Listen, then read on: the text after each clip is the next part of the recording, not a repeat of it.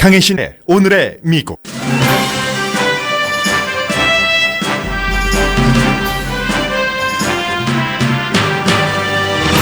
박근혜 대통령 탄핵 재판에서 변호인들은 박근혜 대통령을 지저스나 소크라테스에 비유하며 인민재판이라고 변호했다고 뉴욕타임스가 전했습니다.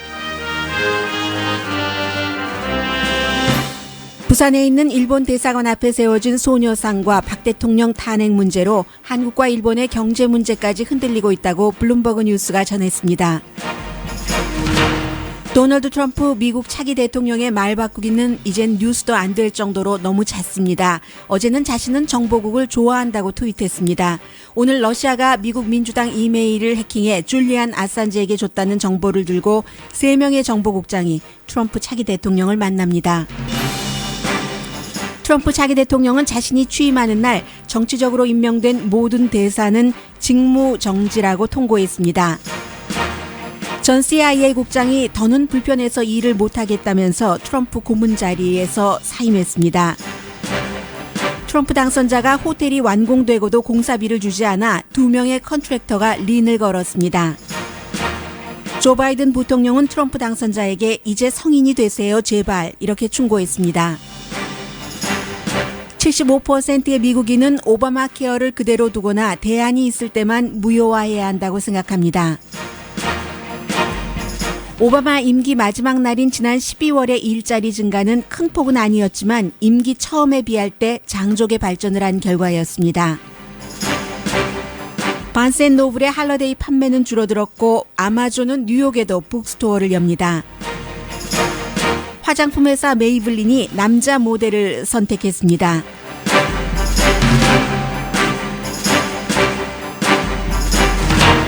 여러분 안녕하십니까? 오늘의 미국 강예신입니다. 한국 뉴스 먼저 할까요? 미국 뉴스 먼저 할까요? 네, 한국 먼저 하고 그 페이퍼상에는 오늘이고 인터넷으로 보신 분 가운데서는 어제 보신 분도 계실지 모르겠습니다. 한국 대통령 탄핵 재판이 인민 재판이다 또는 뭐 민중 아니면 민심 재판이다 뭐 이런 제목으로 실린 것인데 지금 그 헌법재판소의 재판이 이제 시작되고 있는데 박근혜 대통령은 나오지 않을 것으로 그렇게 당연히들 알고 있고요. 변호사가 이렇게 인민재판의 그 피해자다. 지금 박근혜 대통령은 지저스 크라이스트나 소크라테스 재판에 비유를 했습니다. 그래서 이제 소크라테스가 사형을 선고받고 예수가 십자가에 못 박혔던 것이 그게 민중과 폭도 재판에 의해서 그랬다. 서석구 변호사가 그렇게 얘기를 했고요. 뒤에 조금 더 드라마틱한 게 나오는데요. 또 다른 그 같은 날 있었던 청문회에서 최순실은 자신에게 해당되는 혐의를 모두 부정했고 부정한 것에서 한 발짝 더 나아가서 불공정하다라고 불만을 했다고도 전합니다. 그리고 이제 국회에 를 대변한 원고측 변호인이죠. 박근혜 대통령이 법과 헌법에서 중대한 범죄를 저질렀다고 하지만 결국은 이제 이 재판을 통해서 헌법 원칙을 확인하고 대통령이 권력을 남용하고 국민의 신뢰를 배신하는 것을 용서하지 않는다는 것을 보여줘야지 된다. 이게 이제 탄핵 하는 그 입장에서 하는 얘기지만 역시 이제 박근혜 대통령도 여러 명의 변론인이 있잖아요.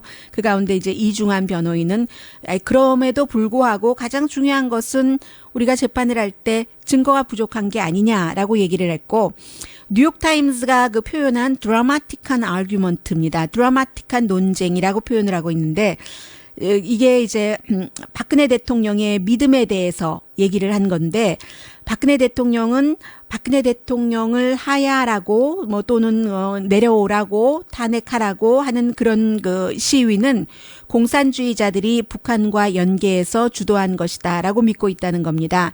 촛불 시위는 국민의 정서를 반영하지 않는다. 그래서 이제 그 서변호사 소크라테스와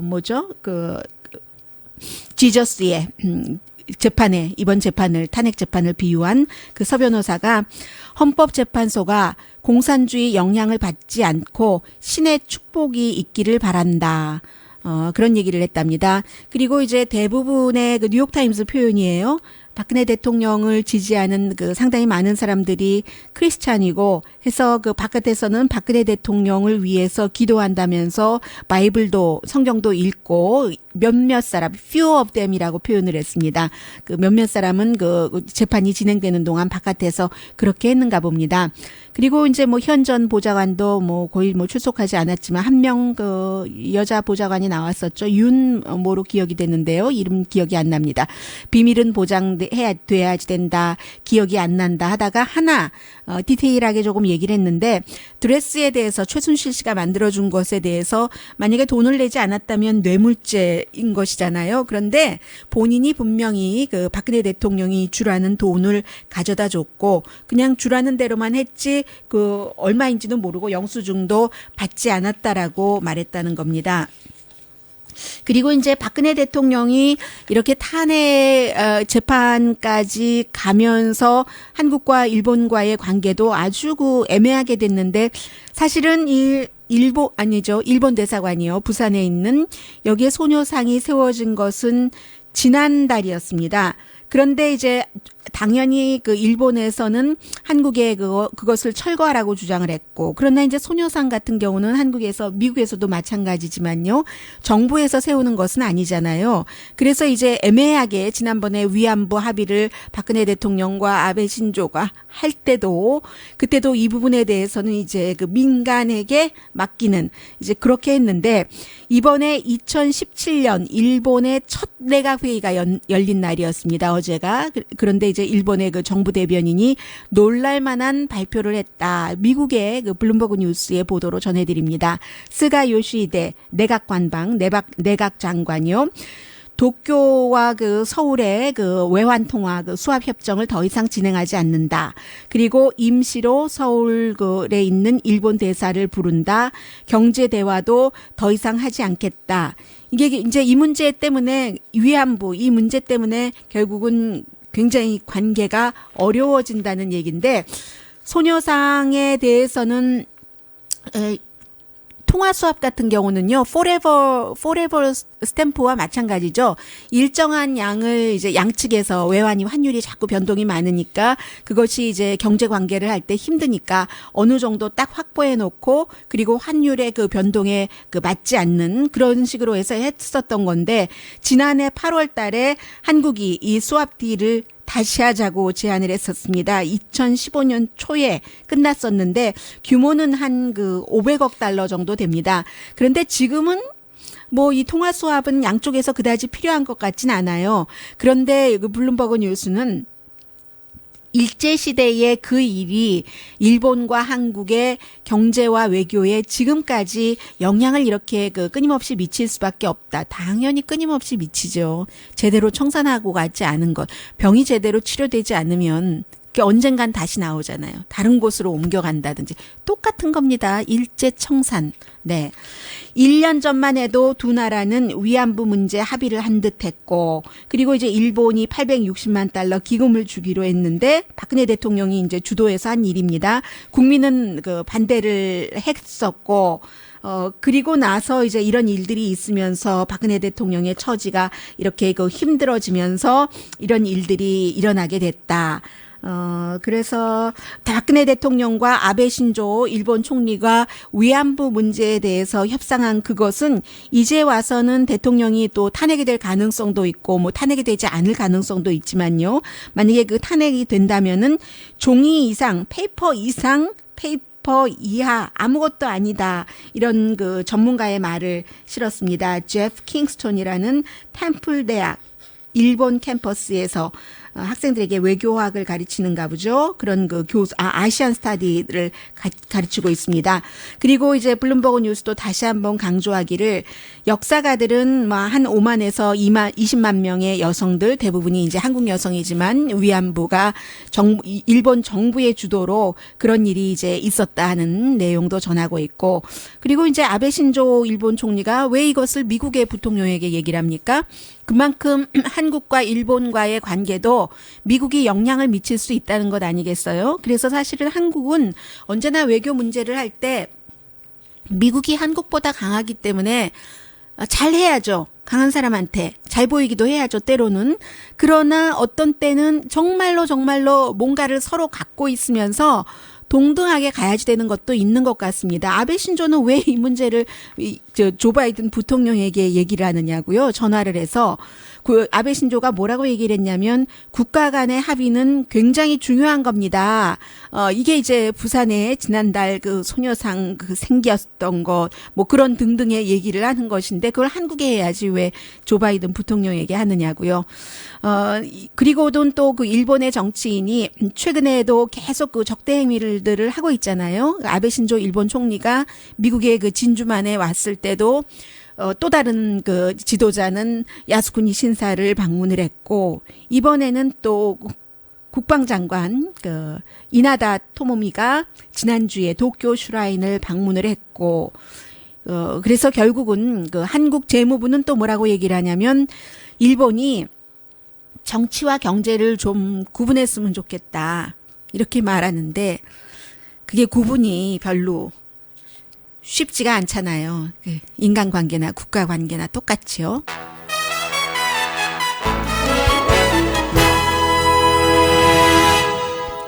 네, 뭐 한국만 그런 게 아니라 미국은 어떻게 보면 미국은 저는 그 트럼프 대통령이 당선되고 나서는 트럼프 대통령을 지지하지는 않았습니다. 결코. 개인적으로도 아니면 그 아주 공적인 머리로도 그러나 트럼프 대통령이 당선됐기 때문에 그가 당선돼서 무엇이 좋을 수 있을까? 그리고 좋을 수도 있겠다. 분명한 것은 뭐 바뀌는 게 있을 게 아닌가라고 했는데 그 바뀌는 것이라는 게 항상 나쁜 곳이냐 좋은 곳이냐 아니면 흐트러 놓기만 하고 나중에 나중에 들어오는 사람은 수습만 하느라고 또 시간 낭비만 하는 것이냐? 물론 깨달음은 있죠. 국민들이. 그럼 또 뭐 잘 뽑아야지 되겠다. 어쨌든 그래도 분명한 것은 새로움이 있겠다라는 기대를 상당히 했었습니다. 그런데 뉴스를 전하려면은 굉장히 많은 그 여러 가지 그 정보를 봐야지 되잖아요. 트럼프 당선자의 여러 가지 그 요즘에 하고 있는 근 한 달 동안의 일들은 상식적이지 않거든요. 좀 그 지도자 하면은 상식을 좀 넘어섰으면 좋겠는데, 그렇습니다. 일단 좀 전해드려 보겠습니다. 도널드 트럼프 차기 대통령이 그래서, 그를 비난하고 싶어서 하는 말씀이 아니라 걱정이 된다는 거죠. 우리가 살고 있는 미국, 그리고 한국에도 큰 영향력을 미칠 수 있는 미국이고, 세계를 이렇게 그 리드해 나가야지 되는 미국이기 때문에 너무너무 걱정이 됩니다. 오늘 이제 CIA, FBI 정보국장 그 3명의 수장들을 다 만나는데 세 사람이 50페이지 분량의 자료를 가지고 트럼프 대통령 당선자를 만납니다. 이게 어제 그 의회 청문회에서 쭉 있었던 얘기들이죠. 러시아가 민주당의 이메일을 해킹을 해서 그것을 줄리안 아산지에게 전달을 했고 줄리안 아산지가 그것을 많이 퍼뜨렸고 실제로 뭐 힐러리 클린턴이 얼마나 될지는 모르지만 그로 인해서 마이너스 영향을 받은 것은 사실이다 하는 그 자료를 가지고 가는 겁니다. 불편한 미팅이죠. 이 양측에서. 왜냐하면 그동안 그 트럼프 당선자는 공개적으로 정보국장들의 그 찾은 정보를 믿지 않는다고 했고 결론도 그것은 아닐 것이다. 줄리안 아산지 봐라. 줄리안 아산지 말을 믿는 것처럼 얘기를 했고요. 그랬는데 제가 더 우려스러운 것은 어제는 또 뭐라고 트윗을 했냐면요. A big fan of intelligence. 자기는 그 정보 그 분야에 아주 그 빅 팬이라고 얘기를 하거든요. 하루 전까지도 정보국을 절대로 믿지 못하겠다고 하더니 또 뭐 빅 팬이라고 만나기 그것도 수요일에 만나기로 한 것을 특별한 이유 없이 오늘 금요일로 미뤘었고요. 어제 상원 청문회에서 이 3명의 정보국장들은 확실한 증거를 제시하면서 러시아가 해킹했다고 증언을 했습니다. 확실한 증거라는 것 가운데는 러시아에서 위키릭스로 이제 그 해킹한 그 이메일을 전달한 사람의 신원도 확보를 했답니다. 확인을 했답니다. 이 정도면 이제 확실하다고 그쪽 사이드에서는 본 거죠. 그리고 줄리안 아산지의 말은 거짓이다. 뭐 이런 얘기까지도 많이 하고 있는데 어쨌든 그 트럼프 당선자는 또 이 부분도 마찬가지입니다. 지금도 계속 멕시코에 벽을 세운다고 하고 멕시코에 벽을 세우면 멕시코가 돈을 댈 것이라고 본인은 트윗에서도 그렇게 얘기를 합니다. 그런데 트럼프 인수팀이 어제 하원 지도자들을 만나서 트럼프 대통령 당선자가 미국과 멕시코 국경에 그 담을 쌓는 것, 그 비용을 미국에서 페이하는 것을 원한다. 그러니 의회에서 좀 협조를 해주기를 바란다. 이런 뜻을 그 전달을 했다고 하거든요. 그럼 이것도 말이 완전히 그 다른 것이고요. 도널드 트럼프는 지금까지 Great Wall, 뭐 Beautiful Wall 이런 것을 우리가 짓고 나면은 멕시코가 돈을 낼 것이라고 했는데 그런데 이제 하원 관계자들이 어제 제가 좀 전에 말씀드린 것처럼 트럼프 인수팀을 만나고 나서 CNN 방송과 오후에 그 계속 인터뷰를 하던데요. 보니까 미국의 납세자가 벽을 짓는다면 그 돈을 벽 짓는 돈을 내게 될 것이다. 그러려면은 이제 연방 정부에서 법안으로 통과가 돼야지 되거든요. 뭐 하원 지금 예산 적자인데 이런 것 할 수 있는지는 모르겠습니다만은 그래서 트럼프 인수팀이 가서 이제 서로 뭐 좀 잘해봅시다 하는 그런 것이죠. 오늘 아침에도 트럼프 당선자가 또 뭐라고 얘기를 했냐면 자신의 인수팀은 그 의원들에게 가서 이 트럼프 당선자가 이쪽을 좋아하니까 좀 도와주십시오. 협조해 주십시오 했는데 트럼프 당선자는 오늘 아침에 언론의 보도 그거 다 틀렸다. 무슨 소리 하느냐. 멕시코가 돈 낼 것이다라고 얘기를 했거든요. 멕시코는 지금까지 입장이 초지일관입니다. 절대 그런 일은 없을 것이다.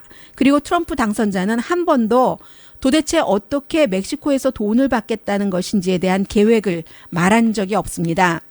그래서 이제 결국은 전 그 CIA 국장인 제임스 울시가 나는 더 이상 그 도널드 트럼프의 고문을 하지 못하겠다 하면서 이제 인수팀에서 빠졌습니다. 어제 이런 발표를 하면서 즉시 지금 당장 사임하겠습니다. 더군다나 특히 그 도널드 트럼프 당선자가 지금까지 대통령에 당선되고 나서 뭐 2달이 됐잖아요. 국가정보국과도 접촉하지 않고 또 국가안보자문과도 접촉하지 않는 그런 것들이 나로서는 너무나 그 불안하고 불편하다라고 얘기를 하고 또 이제 또 제임스 울시가 수요일 날은 뭐라고 얘기했냐면 트럼프 당선자가 위키릭스를 만든 줄리안 아산지 주장만을 믿고 러시아로부터 민주당 전당대회 자료를 전달받지 않았다는요. 그리고 정보국 본인도 이제 정보국장이었으니까요. 정보국의 말을 믿지 않는 그것은 정말 뭐 있을 수도 없는 일이고 이런 얘기를 하면서 결국은 이제 빠져나왔습니다. 어제 저녁에 이제 PBS 뉴스를 보다 보니까요. 뉴스 아워 주디 우드로프와 인터뷰를 하고 있는데 이제 조 바이든 부통령이 무슨 말을 하냐면 트럼프 대통령에 대해서 트럼프 대통령은 좀 더 잘해야지 되겠다. 그렇게 얘기를 했습니다. Grow up, Donald. Grow up. 그러니까 be an adult. 정말 성인답게 굴어라. 이젠 성인이 되고도 남을 만한 때인데 대통령인데 뭔가를 갖고 있을 것 아닌가. 본인이 가진 것을 보여줘라. 그래서 그런 것들을 어떠한 법안을 만들도록 제안한다던가 토론을 한다던가 토론을 해서 국민이 결정을 하도록 한다든가 여론 같은 것이 일어나서요. 아니면 의회에서 결정을 하게 한다던가 이렇게 해야지 뭐 트윗으로 제대로 앞뒤 설명도 없는 그런 말만 하고 미국 국가 정보국만 비난을 하고 그것도 입장을 자주 바꾸고 그것은 아니지 하면서 grow up을 계속 반복했습니다. 74세인 조 바이든 부통령이 70세인 차기 대통령에게 한 말이었습니다.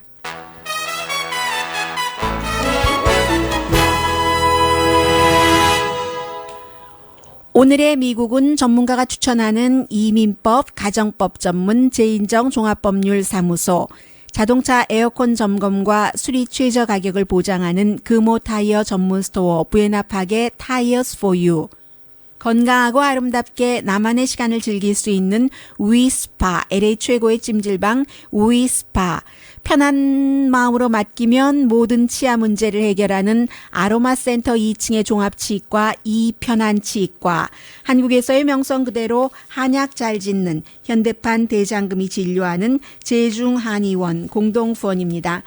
네, 의외로 오바마 케어에 대해서 관심을 갖고 계신 분들이 많으시더군요. 미국 사람들이 뭐 오늘 나온 자료 보니까 75%나 그대로 둬야지 된다라고 생각하고 있다고 하는데요. 잠시 뒤에 전해드립니다.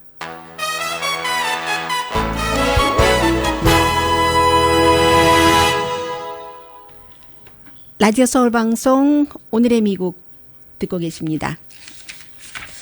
네.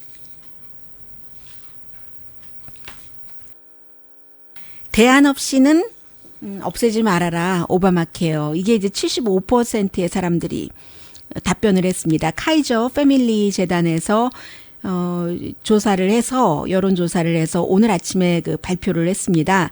75%가 분명하게 두 그룹으로 나뉘어지는데 그대로 두거나 아니면 대안이 있을 때만 그것을 무효로 해라 하는데 이 오바마 케어가 오바마 케어 헬스케어에서만 끝나는 게 아니라 좌까지로 쭉 연결이 돼서요. 그것도 물론 뭐 오바마 케어라는 게 원래의 중심이 헬스케어니까 헬스케어에 그 포커스를 맞춰야지 되는 것은 사실이지만 어쨌든 나중에 가면 그렇게 좌까지 연결이 되더군요. 20%의 응답자만이 없어지기를 바란답니다. 그러면 75%에서 20%, 뭐 나머지는 다른 생각을 갖고 계신 분들이 5% 계시겠네요. 카이저 패밀리 파운데이션의 드류 아웃만 이분은 아마 이런 정도의 여론이 있으면은 의회에서도 어떤 그 결정을 내릴 때 분명히 그 영향은 받을 것 같다. 항상 그 무효로 하기 전에 그 이후에 무엇이 있는지를 이 카이저 재단 측에서도 그렇고 많은 의료진에서 굉장히 그 궁금해하고 있다고 하거든요. 그리고 그것이 없으면은 그 다른 일을 또 진행을 할 수가 없고 그 탑 헬스케어의 문제는 비용을 작게 하는 것. 오바마 케어도 사람들이 관심을 갖고 있지만 헬스케어에 대해서 가장 중요하게 생각했던 것이 어떻게 하면 좀 건강 비용이 좀 적게 드는가. 사람들이 이제 그런 것들을 많이 생각하고 있고요. 폴 라이언 하원 의장이 어제 얘기하는 것 보니까 마이크 펜스 그 부통령과 의회에서 만났잖아요. 이 문제 때문에. 그리고 나서 이제 시작을 했으니까 토론 같은 것 하고 아마 올해 말쯤에 투표가 되지 않을까라고 얘기를 하는데 그랬기 때문에 1월 그 31일까지 아직까지 그 오바마 케어에 들어갈 수 있기 때문에 들어가시는 분들도 계시더군요. 뭐 할 때까지는 한번 해보자 하는 그런 뜻인 것 같아요. 의사, 병원 그룹, 보험회사, 분석가 이런 많은 사람들이 그럼 공화당은 무조건 오바마 케어라는 것을 없앤다고만 하지 말고 적어도 우리에게 아웃라인이라도 보여달라고 얘기를 합니다. 그리고 의회에서 이제 현행법을 무효로 하기 전에 아웃라인이라도 분명히 이제 보여달라고 이렇게 얘기를 하고 뿐만이 아니라 그 미국 병원협회에서도 12월 6일 날 뭐 병원협회 한 군데가 아니에요. 여러 군데에서 무효가 되면은 오히려 병원비가 크게 늘어날 것이다. 이런 그 경고도 했고요. 그래서 이제 모든 뭐 의료재단도 굉장히 많잖아요. 그런 곳에서는 거의 의회에 지금 과연 그 대체안이 무엇인가 그것을 그 먼저 보자라고 얘기를 많이 합니다. 그리고 또 하나는 그 환자의 권리, 의료 관계자의 권리 같은 것도 있잖아요. 먼저 뭔가가 대체안이 있어야 그것을 보고 도대체 현재의 오바마 케어와 오바마 대통령이 의회에 가서 얘기를 했었던 트럼프 케어, 만약에 이제 새로운 대안이 나온다면 트럼프 케어가 좋은가, 오바마 케어가 좋은가 이런 것을 서로 잘 이제 프로그램을 비교를 할 수도 있어야지 되는 것이고 무작정 아무것도 없이 그것만 없애버리면은 어떻게 할 것인가. 그리고 경제적으로도 한 300만 개의 일자리가 2021년까지 없어진다네요. 오바마 케어가 없어지면 300만 개의 일자리면은 대단한 거죠. 지난달에 뭐 한 13만 몇천 개 일자리가 늘어났다고 하는데 300만 개면 몇 년 동안의 일자리가 지금 추세라면 줄어든다는 것인데 그것도 쉽지는 않은 일인 것 같으네요. 그래서 이제 조지 워싱턴 그 대학교의 그 공공 그 건강 그쪽 인스티튜션에서 연구를 했습니다. 연구를 했더니 그 관련 업계에 관련 업계가 많이 있잖아요. 헬스케어뿐만이 아니라 일자리가 없어진다면 3분의 1만이 헬스케어 그 분야에서 고유 업무 분야에서 없어지는 것이고 나머지는 이게 또 뭐 소매 이리저리 다 연결되지 않겠어요? 건축에까지도 연결된다네요. 재정, 보험에 다 연결이 돼서 그렇게 될 때 비즈니스는 4년 안에 26억 달러를 손해를 보고 보다 중요한 것은 캘리포니아, 플로리다, 텍사스처럼 오바마 케어에 많은 사람들이 가입을 했었던 그런 주들이 이런 경제적인 그 타격을 많이 입게 된답니다. 그래서 무효화하지 못한다면은 그러면 이제 뭐 어떻게 할 것인가 또 뭐 나중에 뭔가를 생각을 하기는 해야 되겠죠. 헬스케어라는 게 미국에서 업계로 보면은 미국 경제의 거의 5분의 1 정도는 차지한다고 하거든요. 그러니까 건강해서 끝나는 것이 아니라 경제적인 어떤 영향까지 세워야지 되는데 그 경제적인 임팩을 어떻게 할 것인가 그 부분에 대해서 오늘 NPR 방송과 인터뷰를 했는데요. 어떤 전문가가 과연 공화당이 오바마 케어를 없애면서 미국이 받을 경제적인 손해를 어느 정도 알고 있는지 그런 부분에 대해서는 미스테리다라고 답변을 했습니다. 네. 그리고 잠시 뒤에 경제 뉴스를 좀 전해드릴 텐데요. 경제 뉴스 전해드리기 전에 참 이런 대통령을 갖고 있는 것은 자랑스럽지는 않네요. 물론 대통령에게 말하라고만 하면 할 말이 있을 것이고, 그리고 뭐 그 사람 앉은 자리에 풀도 안 난다, 뭐 이런 말 괜히 나오겠어요. 뭐 돈을 평소에 아끼고 어떻게 하면은 지출 안 하고 이러는 것을 많이 해서 부자가 되긴 됐겠으나 그 같은 얘기가 지금까지 굉장히 많았습니다.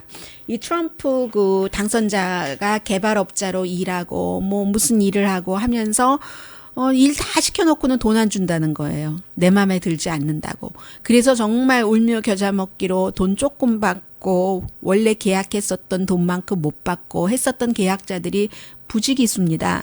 그런데 이제 이번에는 최근에 오픈한 워싱턴 DC에 있는 트럼프 인터내셔널 호텔이든가요. 그 호텔을 다 짓고 스케줄대로 다 졌는데 돈은 막상 아직 못 받았다는 거예요. 2명의 컨트랙터가 뭐 트럼프 호텔 자체가 100만 1000만 원, 2억 1200만 달러짜리니까 뭐 개발업자들 컨트랙터들도 웬만큼 규모가 있는 곳이겠죠. 조셉 매그놀리아라는 이 회사 패밀리가 갖고 있는 플러밍 컴퍼니랍니다. 이 사람들이 이제 트럼프 호텔에서 2년 동안 일을 하고요. 2년 동안 일을 하고 어떤 일을 했는가? 플러밍, 메케닝, 뭐 상수도, 하수도, 워터 서비스 이런 것을 다 했는데 돈을 덜 받았고, 그리고 이제 또 다른 회사 A&D 컨스트럭션이라는 이 회사도 트럼프 오거니제이션이 뭐 돈도 작네요. 여기는 7만 9천 달러. 트럼프의 기준으로 보면은 작다는 얘기입니다. 그 정도 아직까지도 돈을 달라고 해도 안 줘서 결국은 이 두 회사가 린을 걸었답니다. 그런데 이제 트럼프 오거니제이션에서는 뭐라고 얘기하냐면 이런 일들은요, 건축공사에서는 흔한 일입니다. 네, 흔한 일이기는 하죠. 그러나 이제 이게 미국 대통령이기 때문에 조금 볼상사납지 않아요? 워싱턴 포스트가 좀 심층 취재를 했는데 트럼프가 컨트랙터들에게 돈을 다 주지 않는 전력이 너무 많은 사람이고, 그리고 이제 지난달이었던가요? 5월 달이었네요. 월스트리트저널과 인터뷰를 할 때 도널드 트럼프 당선자가 직접 얘기를 했습니다. 나는 뭐 계약자가 일을 잘 못하면 그러면 돈 주는 거 뭐 그냥 홀드백하고, 그리고 뭐 니고시에이트 하는 거 나는 I love it 그렇게 얘기를 했거든요. 그러니까 어떻게 보면 상습적인지도 모른 거죠. 원래 계약은 이렇게 했는데 하고 보면 마음에 들지 않는다. 그러니까 이제 돈을 깎는다. 집에서도 있을 수 있는 일이에요. 뭐 부엌을 이렇게 해주기로 했는데 3cm 높이에 뭐 4cm 넓이에 이렇게 해서 이 재료로 하기로 했는데 그 넓이 높이도 다르고 그리고 재료도 달랐다 했을 경우 이게 더 뭐 좋았을 때는 말 안 하죠. 더 나빴을 때는 당연히 이제 소비자가 항의를 하고 그 사이에서 서로 협상을 해서 가격 조정이 있을 수는 있지만 트럼프 이쪽에는 너무 많이 이런 일이 있으니까는요. 그리고 이제 트럼프가 하는 그런 얘기들에 대해서요. 일을 잘 못하면 나는 언제나 I love to hold back and negotiate 한다. 이렇게 얘기를 했거든요. 그 부분에 대해서 이 두 명 린건 그 컨트랙터들이 일 제대로 했고 내가 트럼프에게 투표도 했다라고 얘기하면서 또 이제 그 린한 것 알고 언론사에서 인터뷰하고 하니까 또 이분들이 너무 사납게 하고 싶지는 않아서 그런지 그 가운데 한 분이요, 매그놀리아 회사의 분이 아마 그 트럼프 당선자하고 이방카 그 딸이 다른 일을 하느라고 너무나 마음을 뺏겨서 그러는지도 모르니까 그냥 뭐 두고 보죠라고 얘기했다는데 뭐 대통령 당선자와 대통령 당선자의 지금 뭐 팀 인수팀에 있기도 하고 백악관 근처로 이사가는 이방크가 그런 것까지 지금 관리할 시간이 있겠어요. 아랫사람들이 할 텐데 아랫사람들이 일하는 것은 다 윗사람 하기 나름 아닐까요? 그렇게 생각합니다.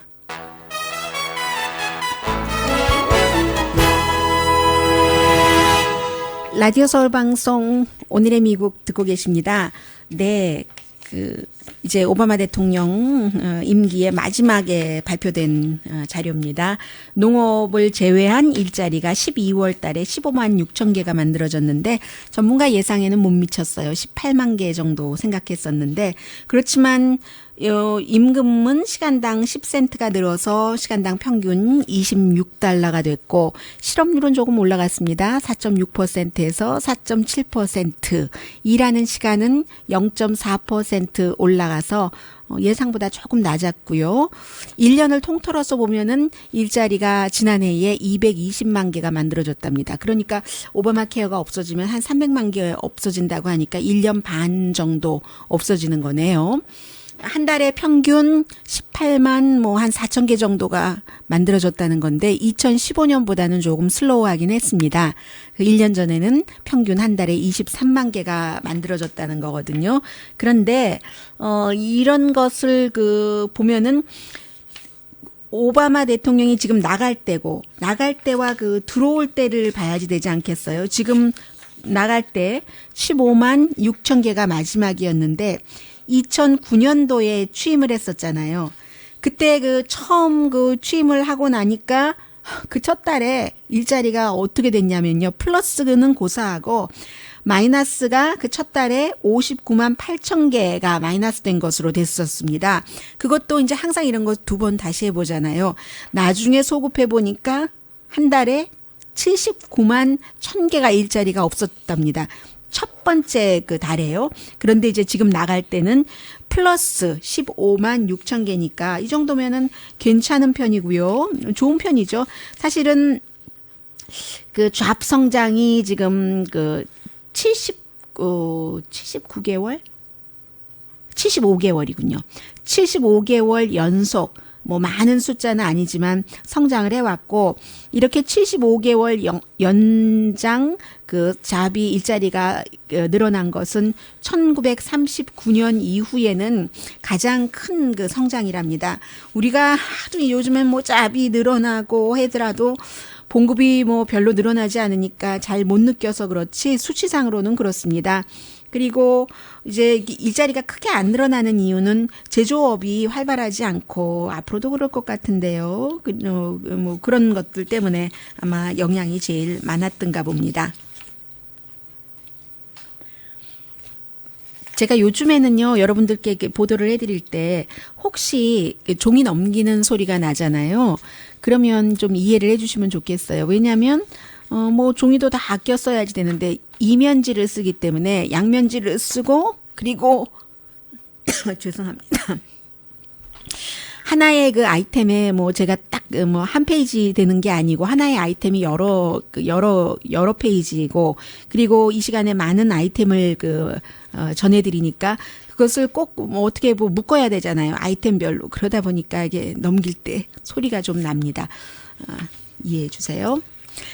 바스 앤 노블은 할러데이의 판매가 줄어들었고, 그에 비해서, 전혀 반대의 아마존은 이제는 뭐 시애틀에서 뉴욕까지 북스토어 만드는 것을 진출한답니다. 올 봄에 뉴욕에 이제 북스토어를 만든다는 얘기인데, 글쎄요, 할러데이 판매가 9.1%나 줄어들었다. 바스 앤 노블의 경우는 그렇게 발표를 했고 아마존은 반대의 발표를 했는데 바스 앤 노블이 판매 줄어든 이유 가운데는 한때는 한참 그 색칠하는 그런 그 컬러링 북이 유행했었기 때문에 어른들도 샀었는데 이제 시들해진 겁니다. 그리고는 이제 그에 따른 뭐 아트 서플라이 같은 것, 그리고 지난해에는 그 아델의 앨범이 그 영국 가수요 많이 팔렸는데 그렇게 아주 뭐 폭발적인 인기가 있는 이런 앨범도 없고 하니까는 물론 아직도 전체적으로는 책 판매가 많지만 이런 것에 영향을 그 받는답니다. 그런데 이제 온라인 비즈니스는 뭐 꼭 아마존뿐만이 아니라 모든 게 다 그 확장되고 있는데 스토어가 있는 곳에 손님이 줄어드는 것은 또 마찬가지로 모든 어제도 뭐 메이시스 또 뭐였죠? K마트, 시얼즈가 이제 스토어를 줄인다고 발표를 했었잖아요. 근데 이제 아마존은 2017년 봄에 뉴욕에는 이제 처음 그 타임워너 센터에 그 컬럼버스 그 서클에요 샵을 여는데 한 4,000 스퀘어 피트 정도 되니까 그렇게 크다고도 볼 수 없고 뭐 작다고도 볼 수 없고요. 뭐 뉴욕의 한복판이니까 그래서 2015년에 처음에 이제 시애틀이 본사가 있기 때문에 시애틀에 북스토어를 오픈을 했고 그 다음에 샌디에고에도 아마존 북스토어가 생겼죠. 여러분 안녕하세요. 오레곤의 포틀랜드에도 생겼는데 게다가 이제 그럼 세 번째예요. 뉴욕이. 그리고 앞으로는 시카고와 보스턴에도 아마존 북스토어가 그 오픈할 예정이랍니다. 베스트셀러 북 섹션 있고 아마존 그 킨들 그 디바이스 섹션도 있고요. 그리고 이제 이러한 그 스토어를 계속 그 확장할 예정이고 뿐만 아니라 그 아마존은 그 시애틀에서는 그 그로서리 스토어도 오픈을 했고 그것보다도 더 또 신기한 것은 32군데의 그 팝업 스토어를 그 미국 전국에서 이렇게 오픈을 해서 아마존과 연관된 어떤 기구 같은 것 이런 것을 그 팔고 있잖아요. 팝업 스토어가 갑자기 딱 오늘 여기 오픈합니다 하고 이메일이나 뭐 트윗이나 페이스북 같은 거로 하고 뭐 하루 이틀 하고 싹 또 없어지고 하는 그런 그 스토어요. 그래서 이제 연말이 되면은 항상 그 팝업 스토어 가운데 가장 많은 게 포장하는 팝업 스토어잖아요. 아마존이 이렇게 계속 그 스토어를 오픈하는 것은 커스터머와 직접적인 그 관계를 갖고 싶어 하고 그리고 쇼핑 코스트도 좀 줄이고 와서 픽업하면 되니까요. 또한 브랜드 이미지를 높이려고 뭐 딱 크게 뭐 아마존이라고 잘 써놓고 하면 누구라든지 다 그 오며 가면서 보지 않겠어요? 그리고 아마존 역시 책보다 기타 그 기구 판매들이 훨씬 그 짭짤하다고 얘기를 하고 있습니다. 앞으로 20년이 있으면 소매 스토어는 정말 많이 줄어들 것인데 도대체 어떤 스토어가 살아남을 것인가 여기에 대해서는 오늘 크리스천 사이언스 모니터가 보도한 것 같은데요. 어떤 스토어가 살아남을 것인가 전문가들의 답은 이렇습니다. 커스터머가 가고 싶어하는 곳.